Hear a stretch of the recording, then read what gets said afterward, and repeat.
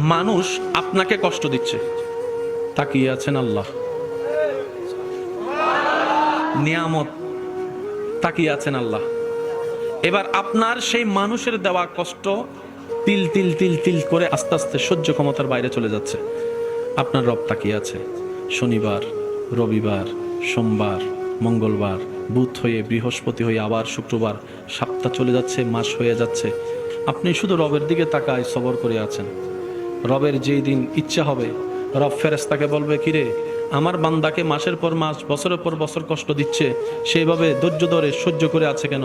ফেরেশতা বলবে, আল্লাহ তোমার হুকুমের অপেক্ষায় বসে আছে, তোমার হুকুমের অপেক্ষায় বসে আছে। সে তোমাকে সন্তুষ্টি করার জন্য মুখ থাকার পরও গালির পরিবর্তে গালি দিচ্ছে না। আল্লাহ সে তোমাকে রাজি করার জন্য মারের পরিবর্তে মার দিচ্ছে না।